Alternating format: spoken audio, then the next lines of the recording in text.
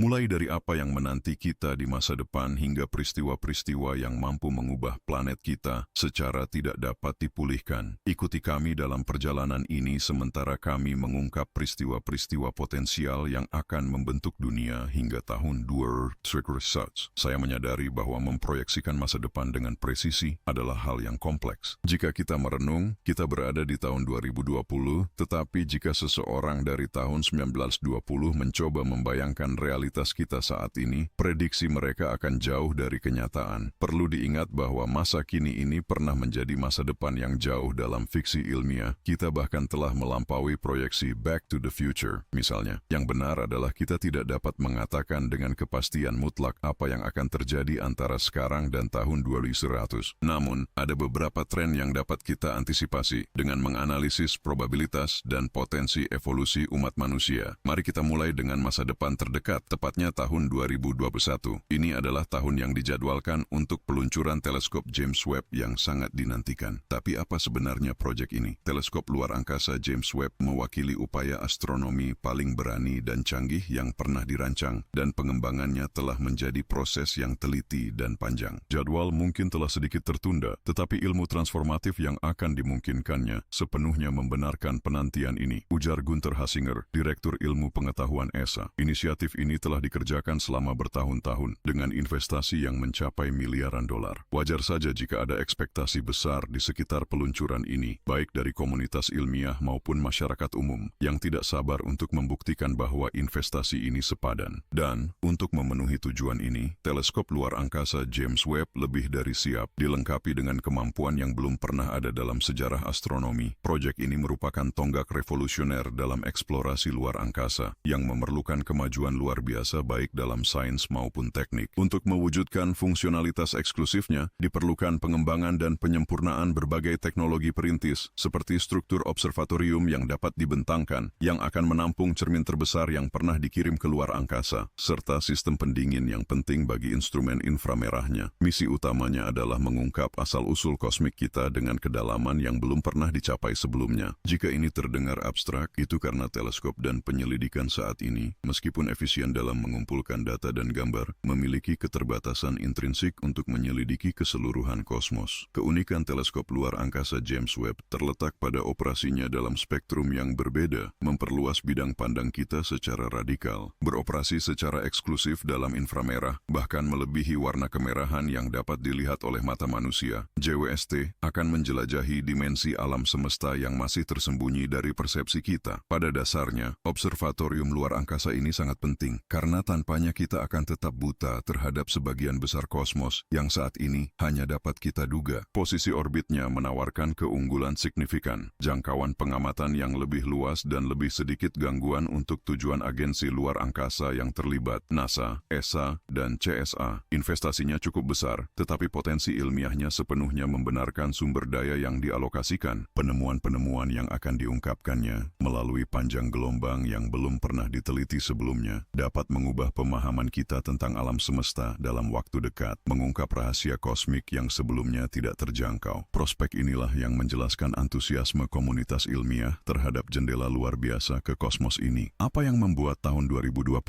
spesial? Di antara hal-hal lainnya, kita akan memiliki apa yang dijanjikan sebagai hotel luar angkasa pertama dalam sejarah. Benar sekali, sebuah stasiun mewah yang relatif terjangkau akan segera menjadi kenyataan, seperti yang diumumkan oleh Frank Banger, pendiri dan CEO Orion Span, saat memperkenalkan Aurora Station kepada dunia. Tapi apa sebenarnya ini? Perusahaan ini tidak hanya berencana membawa turis ke luar angkasa, sesuatu yang, percaya atau tidak, telah dilakukan oleh beberapa miliuner dalam 2 dekade terakhir. Ide utamanya adalah memungkinkan orang untuk hidup di luar angkasa, meskipun hanya untuk waktu singkat. Bayangkan sesuatu yang mirip dengan stasiun luar angkasa internasional, namun dalam skala lebih kecil dan berfokus pada akomodasi. Alih-alih menjadi laboratorium ilmiah, Aurora Station akan memiliki ukuran yang mendekati kabin jet pribadi yang luas, panjang 13,3 meter dan lebar 4,3 meter, 43,5 kaki x 14,1 kaki, dengan volume bertekanan 160 meter kubik, 5 runan 650 kaki kubik. Sebagai perbandingan, seorang juru bicara Orion Span menjelaskan, ISS memiliki panjang 109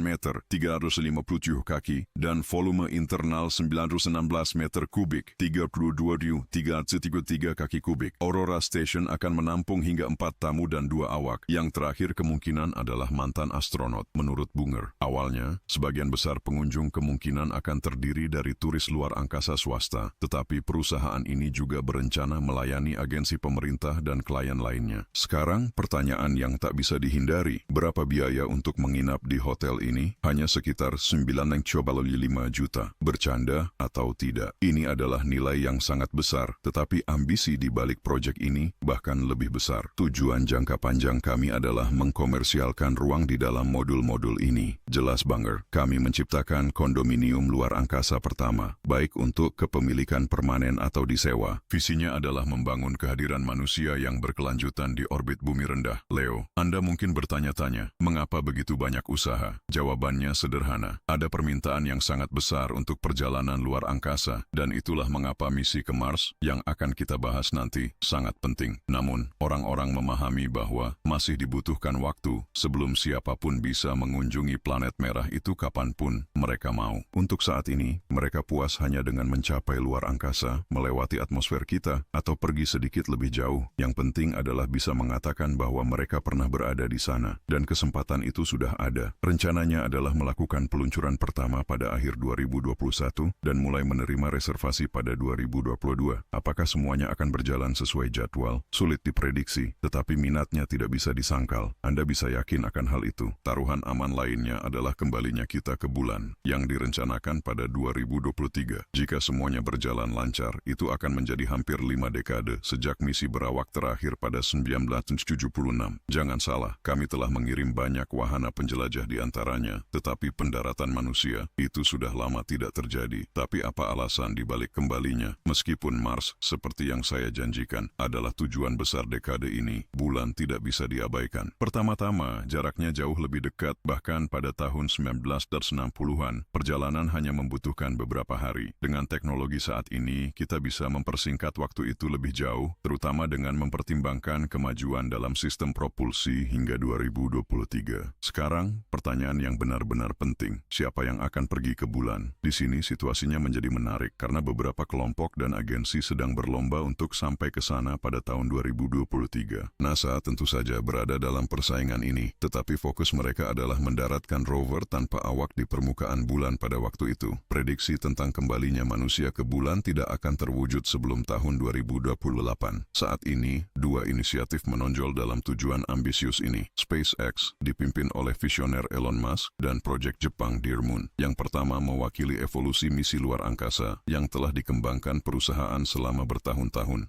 Elon Musk telah merevolusi eksplorasi luar angkasa dengan pesawat ruang angkasanya yang dapat digunakan kembali, mampu lepas landas, kembali ke bumi, dan dengan cepat digunakan kembali. Sebuah pencapaian luar biasa yang kini telah menjadi kenyataan. Namun, mengirim salah satu pesawat ini ke bulan merupakan tantangan terbesarnya sejauh ini, bukan hanya karena jaraknya, tetapi juga karena harus membawa awak manusia. Sementara itu, proyek Jepang, dikenal dengan hashtag 9Grade2 Dear Moon Project, adalah inisiatif pariwisata bulan yang diidealkan dan didanai oleh pengusaha Yusaku Maezawa. Di dalam pesawat akan ada Maezawa sendiri, berbagai seniman terpilih, dan beberapa kru profesional. Ya, pariwisata bulan sedang menjadi kenyataan. Hanya soal waktu, bukan? Jelas terlihat minat yang semakin besar untuk kembali ke bulan, yang sangat menggembirakan, terutama mengingat rencana masa depan untuk mendirikan pangkalan di bulan dan mengeksplorasi sumber dayanya. Tetapi kapan ini akan terwujud? Semuanya bergantung pada kesuksesan misi-misi pertama ini. Sebelum melanjutkan, jangan lupa untuk memberikan like dan subscribe ke channel ini. Dengan cara ini, Anda tidak akan ketinggalan video mingguan kami. Dan sekarang, tema yang pasti membuat Anda penasaran, kedatangan di Mars. SpaceX berada di garis depan dalam perjalanan ini dengan rencana ambisius untuk mengirim manusia ke planet merah tersebut pada tahun 2024, atau lebih tepatnya, misi akan dimulai pada tahun itu dengan pendaratan direncanakan pada 2025. Tujuan awal dari tahap misi ini sederhana, mengangkut manusia ke Mars. Anggap ini sebagai fase perintis, kemudian evaluasi bagaimana individu beradaptasi dengan lingkungan Mars, ketahanan persediaan yang dibawa, dan tentu saja pembangunan tempat perlindungan pertama di planet itu. Selanjutnya, pantau perkembangan bertahap dari kehadiran manusia tersebut. Terlihat rinci, bukan? Namun pendekatan ini penting ketika berurusan dengan kolonisasi dunia baru, terutama yang hanya kita kenal melalui pengamatan jarak jauh. Sejauh ini, yang kita kirim hanyalah kendaraan robotik, satelit, dan penyelidikan, alat berharga untuk pengumpulan data, sampel, bahkan fragmen batuan, tetapi tidak mampu mengungkapkan bagaimana tubuh manusia akan bereaksi di tanah Mars. Para perintis ini sangat penting untuk menentukan apakah manusia benar-benar dapat menghuni Mars secara berkelanjutan, sebuah titik kritis bagi keberhasilan usaha tersebut. Visi Elon Musk mencakup generator energi multifungsi di pangkalan Mars, memastikan pasokan terus-menerus setidaknya selama 9 bulan, kecuali terjadi hal-hal tak terduga yang katastrofik. Setelah tahap ini selesai, para kolonis akan kembali ke bumi untuk analisis mendetail. Mereka akan menjalani pemeriksaan untuk menilai efek gravitasi dan kondisi iklim Mars pada tubuh mereka. Akan dideteksi kemungkinan penyakit, kekurangan gizi, atau masalah lainnya. Data ini tidak hanya penting bagi SpaceX, tetapi juga bagi seluruh komunitas ilmuwan antariksa, karena mengisi celah pengetahuan dan akan memandu ekspedisi di masa depan. Tanpa diragukan lagi, ini adalah salah satu tonggak paling signifikan sebelum tahun 2000.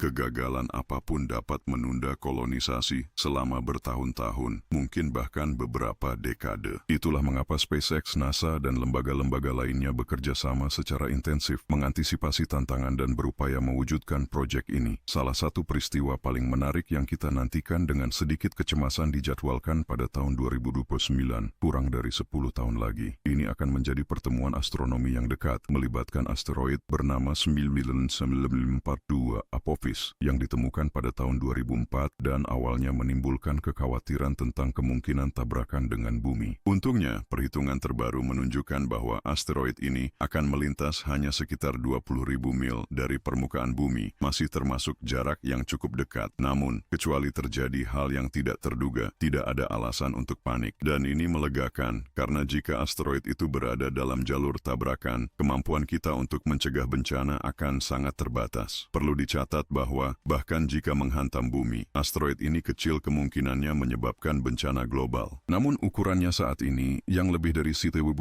kaki, dapat menimbulkan kerusakan signifikan jika jatuh di dekat daerah berpenduduk. Tapi sekali lagi, untuk saat ini kita aman, dan itu seharusnya memberikan sedikit kelegaan. Sekarang, melompat ke tahun 2050. Ya, terasa jauh, bukan? Ini mungkin menandakan bahwa dekade 2030 hingga 2050 akan membosankan, atau siapa tahu dipenuhi dengan peristiwa tak terduga yang sulit kita prediksi. Bagaimanapun, 2050 ditandai sebagai tonggak dalam perjalanan manusia, bukan hanya karena mewakili pertengahan abad, tetapi juga karena masyarakat diharapkan telah mencapai kemajuan yang signifikan di berbagai bidang, yang memberi kita 3 dekade untuk melampaui harapan yang ambisius. Ini bukan tidak mungkin, tetapi pasti akan menjadi tantangan yang cukup besar. Dan apa salah satu pencapaian terbesar yang mungkin terjadi hingga saat itu? Salah satu skenario paling optimis memperkirakan bahwa pada 2050 kita sudah akan mendirikan setidaknya 1 koloni di Mars. Jika kita mengingat garis waktu yang diusulkan, dengan misi berawak ke planet merah direncanakan pada 2025, 25 tahun berikutnya akan dikhususkan untuk membangun atau menyelesaikan pangkalan Mars pertama. Terlihat agak lama, bukan? Tetapi penting untuk mempertimbangkan beberapa faktor. Pertama-tama, ada perbedaan besar antara mengirim manusia ke Mars dan mendirikan koloni permanen di sana. Untuk menciptakan pangkalan yang berkelanjutan, tidak cukup hanya membangunnya. Kita perlu menjaga agar tetap berfungsi dan mengangkut sumber daya untuk mendirikan struktur yang bisa menjadi sangat besar. Tidak diragukan lagi, ini bukan tugas yang sederhana. Kita berbicara tentang berbagai misi selama beberapa dekade. Ini adalah proyek jangka panjang. Sekali lagi, ini bukan tidak mungkin, terutama setelah kita mengatasi tantangan besar pertama, mendaratkan manusia di Mars. Tetapi prosesnya akan lambat. Sebagai gambaran, kita perlu mengirim peralatan, ton material konstruksi, dan kemudian tim yang bertanggung jawab untuk perakitan. Dan saat ini, kita hanya dapat mengangkut sejumlah terbatas orang dalam satu waktu. Selain itu, konstruksi harus dilakukan tanpa mengorbankan keamanan para kolonis atau rumah masa depan manusia di planet merah. Bahkan setelah selesai, diperlukan pengujian, lebih banyak pasokan, dan serangkaian penyesuaian untuk memastikan kelangsungan hidup dan pertumbuhan koloni. Dan setelah seterusnya. Jadi, meskipun mungkin terlihat seperti kita bergerak lambat, ingat, Roma tidak dibangun dalam satu hari, dan Roma masih memiliki keuntungan berada di bumi, dengan tenaga kerja dan sumber daya yang melimpah untuk mempercepat segala sesuatu. 8:20:1. Apa arti angka-angka ini? Inilah kembalinya legenda kosmik, Komet Halley. Diklasifikasikan sebagai komet periode pendek, ia melintasi sudut-sudut tata surya dan muncul kembali dekat bumi setiap 75 atau 76 tahun. Artinya, dengan keberuntungan, Anda bisa menyaksikannya 2 kali dalam seumur hidup. Periodisitas ini menjadikan Halley sebagai salah satu benda langit paling terkenal karena dapat diamati dengan mata telanjang, terutama di lokasi yang jauh dari polusi cahaya, seperti daerah pedesaan. Ketika ia kembali pada 2061, Anda akan memiliki kesempatan untuk menyaksikannya langsung, mengamati fenomena unik alam semesta. Sementara pada 2069, misi penting lainnya NASA direncanakan. Namun informasi ini disertai catatan, karena kemajuan teknologi saat ini dapat mengubah rencana. Pernahkah Anda mendengar bahwa NASA berencana mengirim penyelidik ke Alpha Centauri, Tori? Sistem bintang ini, yang dikenal banyak orang, memiliki planet dengan karakteristik mirip bumi. Tantangan besarnya adalah jarak. Lebih dari 4 tahun cahaya memisahkan kita darinya, dan bahkan dengan teknologi paling canggih kita, perjalanan akan memakan waktu ribuan tahun. Tidak terlalu menggembirakan, bukan? Namun misi ini bisa menjadi bersejarah. Siapa tahu bahkan menemukan kehidupan luar angkasa. Tentu, semua masih spekulasi, tapi ada proyek yang sedang dikembangkan yang berjanji mengurangi waktu perjalanan secara drastis, dengan peluncuran diperkirakan pada dekade berikutnya. Jika berhasil, kita bisa menjelajahi Alpha Centauri jauh lebih cepat dari yang dibayangkan. Masa depan akan menjawab. Sementara itu, mengalihkan pandangan kembali ke bumi, prediksi untuk 2095 suram. Amazon bisa menghilang sepenuhnya menurut perhitungan saat ini, kecuali sesuatu berubah. Jika hal ini terjadi, banyak spesies akan punah atau berada di ambang kepunahan. Dampak lingkungan akan sangat besar, dengan tingkat polusi yang mengkhawatirkan. Masih ada cara untuk mengubah skenario ini, meskipun manusia terus bersikeras mengikuti jalan tertentu, bahkan ketika itu salah. Dan di tahun 2100, jika kita sampai di sana, akan ada lebih dari 11 miliar orang, dengan koloni tersebar di planet dan bulan lain. Jika semuanya berjalan dengan baik, itu akan menjadi pemandangan yang luar biasa. Terima kasih telah mengikuti. Apa pendapat Anda tentang kemungkinan-kemungkinan ini? Mana yang paling membuat Anda bersemangat? Apa yang Anda yakini bisa terjadi lebih cepat dari yang kita bayangkan? Tinggalkan pendapat Anda di komentar. Oh, dan jangan lupa untuk subscribe channel ini. Sampai jumpa di video selanjutnya.